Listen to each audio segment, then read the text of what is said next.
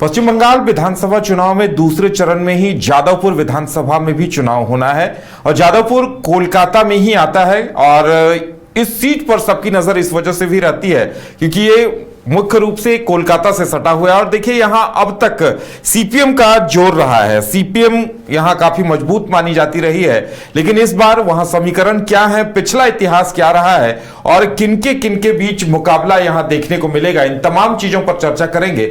हमारे साथ हमारे वरिष्ठ सहयोगी राकेश रंजन जी हैं। राकेश जी, जादवपुर विधानसभा भी चर्चा में है और हर बार वहां सबकी नजरें होती हैं। इस बार जादवपुर में क्या कुछ समीकरण है और किनके किनके बीच मुख्य मुकाबला होता दिखाई दे रहा है? देखिए, जादवपुर विधानसभा की बात कीजिए तो इसको लालगढ़ जो है वो कहा जाता था। यहां पर लेफ्ट का दबदबा साफ तौर पर आपको दिखेगा। 15 चुनाव में 13 बार जो है यहां जीत लेफ्ट को ही मिली है। तो इसी से आप अंदाजा लगा सकते हैं कि जादवपुर में जो है लेफ्ट कितना मजबूत रहा है। लेकिन अगर आप देखें तो रिसेंट जो डेवलपमेंट है, यहां पर टीएमसी ने अपना वोट बढ़ाया है और साथ ही साथ बीजेपी लेफ्ट के साथ कंपीट करता हुआ दिख रहा है और उसकी कोशिश है बीजेपी की कि वो मुख्य मुकाबले में आए। और जब इस बार लोकसभा का चुनाव हुआ जादवपुर में तो बीजेपी ने सीपीएम को पीछे छोड़ भी दिया तीसरे स्थान पर और बीजेपी दूसरे स्थान पर आ गई। हालांकि जीत यहां से टीएमसी की सयानी घोष को मिला, लेकिन यहां पर अगर आप देखें तो बीजेपी को लगभग 30.5% वोट आए तो सीपीएम का वोट जो है वो 28.5% के आसपास आ गया। चूंकि ये लालगढ़ है तो लेफ्ट हर हाल में, सीपीएम हर हाल में चाहता है कि ये सीट उसके पास वापस आनी चाहिए। ये सीट इसलिए भी महत्वपूर्ण है उदय कि ये वो सीट है जहां से बंगाल के पूर्व मुख्यमंत्री बुद्धदेव भट्टाचार्य चुनाव लड़ते थे और लंबे समय तक वो यहां से चुनाव जीतते रहे। इनफैक्ट 1987 से 2006 तक लगातार 5 बार बुद्धदेव भट्टाचार्य ने जादवपुर को रिप्रेजेंट किया है आपको सदन में, पश्चिम बंगाल विधानसभा में। लेकिन 2011 में जो एक चेंज आया, वहां पर जो वो चेंज जो कि पूरे बंगाल में दिखा, वहां पर जो है बुद्धदेव भट्टाचार्य को मनीष गुप्ता ने पराजित कर दिया 2011 के विधानसभा चुनाव में। यह हार सिर्फ जादवपुर में लेफ्ट को नहीं मिली थी, यह हार पूरे बंगाल में मिली थी और उनके जो 34-35 साल का शासन था उसका अंत हो गया था 2011 में और फिर टीएमसी की सरकार बनी थी। हालांकि जादवपुर लेफ्ट ने 2016 में एक बार फिर से टीएमसी से वापस ले ली, लेकिन फिर टीएमसी ने जोर लगाया और 2021 में यह सीट टीएमसी के पास चली गई। लेकिन यहां पर मुकाबले में टीएमसी और लेफ्ट रहे, लेकिन बीजेपी ने भी यहां पर धीरे धीरे अपनी पहचान बनाई।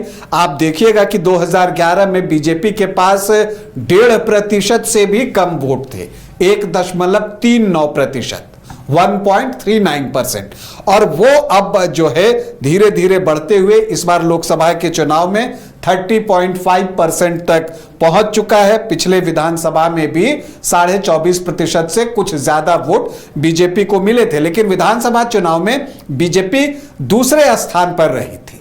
अब अगर आप देखें यहां पर तो बीजेपी की कोशिश है कि वो टीएमसी के मुकाबले खड़ी हो, क्योंकि उसको लगता है कि लेफ्ट से उसको नुकसान हो सकता है। बीजेपी ने यहां पर अपनी स्टेट सेक्रेटरी जो है सरवरी मुखर्जी को चुनावी मैदान में उतारा है और वो कहती भी हैं कि सीपीआईएम तो यहां वोट काटने आया है, तो उनका निशाना जो है वो मार्क्सवादी कम्युनिस्ट पार्टी पर है, क्योंकि उनको पता है कि अगर उनके हिस्से के वोट बीजेपी की तरफ आ गए तो फिर वो मुख्य मुकाबले में ही नहीं रहेंगी, वो मुकाबला बहुत करीबी हो जाएगा। लेकिन लेफ्ट चूंकि यहां पर हर हाल में वापसी चाहता है, उसने अपने वेटरन लीडर विकास रंजन भट्टाचार्य को यहां पर चुनावी मैदान में उतारा है। विकास रंजन भट्टाचार्य आपको सीपीएम से राज्यसभा के भी मेंबर बने थे और राज्यसभा में सीपीएम की जो पार्लियामेंट्री बोर्ड थी उसके वो लीडर भी थे। तो बड़े नेता हैं, कोलकाता के मेयर भी पास्ट में रह चुके हैं, तो उनको इस बार चुनावी मैदान में उतारा है। पिछली बार डॉक्टर सुजान चक्रवर्ती चुनाव लड़ रहे थे। तो यहां पर लेफ्ट के अंदर एक छटपटाहट है कि अपने लालगढ़ के किले में वो वापसी करे, जो दुर्ग उससे टीएमसी ने छीन लिया है उसको वापस अपने पास वो लेकर आए। लेकिन बीजेपी यहां मौके की तलाश में। दूसरी तरफ अगर आप टीएमसी को देखिए तो जो देवव्रत मजूमदार हैं वो आपको रिलैक्स दिखते हैं और उनको लगता है कि उनकी स्थिति जो है वो मजबूत है, क्योंकि आप देखिएगा कि लोकसभा में टीएमसी को 39-40% के आसपास वोट मिलते हैं, लेकिन जब बात विधानसभा की आती है तो वो वोट प्रतिशत बढ़ के 40-45% तक पहुंच जाता है। और बीजेपी का भी अब वोट प्रतिशत 30-31% के आसपास आ गया है। विधानसभा में वो 25-26% तक पहुंच रहा है। और जो सीपीएम है उनका वोट गिरा है। उनका वोट जो एक समय जो है लगभग 49-50% तक हुआ करता था, वो अब गिरते गिरते 25-26% के आसपास आ गया है। तो इसलिए इस बार जो सीपीआईएम है उसने पूरा जोर लगाया है। और विकास रंजन भट्टाचार्य कहते भी हैं तुरंत बदलाव जरूरी है। वो कहते हैं कि तुरंत बदलाव जरूरी है, लेकिन बीजेपी लेफ्ट के ऊपर हमलावर है कि ये वोट काटने के लिए यहां पर मौजूद है। और टीएमसी का वही स्लोगन है, जो तो कोरो हमला आबार जीतबे बांग्ला। तो ये जो है टीएमसी का जो है यहां पर दिखता है। हालांकि कांग्रेस ने भी यहां पर शामली मंडल को चुनावी मैदान में उतारा है, उनका कितना प्रभाव रहता है ये देखना होगा।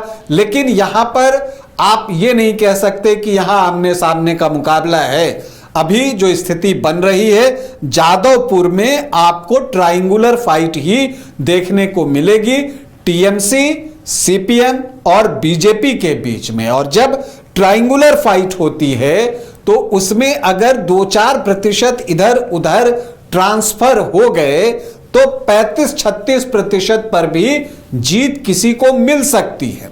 बीजेपी 30.5% तक पहुंच चुकी है।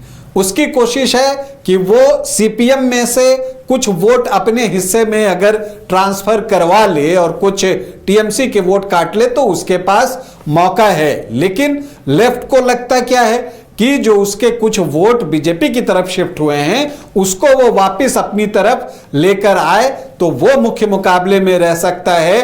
टीएमसी की कोशिश है कि उसका जो वोट प्रतिशत इस क्षेत्र में है कम से कम 39-40% के आसपास का, उसको वो बनाकर रखे। क्योंकि यहां पर अगर आप देखें तो अल्पसंख्यक वोटर्स उस संख्या में नहीं है, 8% ही हैं। और जो शेड्यूल कास्ट हैं वो 11.68% के आसपास हैं। तो यहां पर जो आपको वोट है, बुद्धिजीवी इलाका माना जाता है, जादवपुर यूनिवर्सिटी का अपना नाम है, तो यहां पर वोटिंग पैटर्न भी उसी तरह से यहां पर देखने को मिला है अब तक। तो अगर आप जादवपुर की बात कीजिए तो यहां पर दिखता है कि टीएमसी और मार्क्सवादी कम्युनिस्ट पार्टी और बीजेपी के बीच एक त्रिकोणीय मुकाबला है।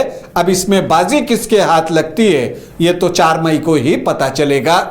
चलिए, तो जादवपुर के लिए फिलहाल इंतजार किया जाए, क्योंकि कांटे का मुकाबला यहां देखने को मिल रहा है और हर किसी के लिए ये एक प्रतिष्ठा वाली सीट है। टीएमसी भी कोई कोर कसर छोड़ना नहीं चाहती, लेकिन बीजेपी ने भी जोर पूरा लगाया है और बाकी पार्टियों ने भी अपने अपने प्रत्याशी दमदार उतारे हैं। और देखने वाली बात यह होगी कि आगे नतीजे क्या कुछ आते हैं यहां से। बायोम इंस्टीट्यूट नीट की तैयारी के लिए एक भरोसेमंद नाम। यहाँ अनुभवी फैकल्टी, स्मार्ट क्लासरूम और बेहतरीन टीचिंग मेथड से स्टूडेंट्स को मिलती है मजबूत तैयारी। यहाँ हर स्टूडेंट को मिलता है पर्सनल गाइडेंस और डाउट क्लियरिंग का पूरा सपोर्ट। नीट 2027 और 28 के लिए फेज 1 बैच 9 अप्रैल से शुरू हो रहा है। आज ही बायोम इंस्टीट्यूट से जुड़े और अपने डॉक्टर बनने के सपने को दे सही दिशा। बायोम इंस्टीट्यूट सिर्फ मेडिकल प्रिपरेशन का संस्थान।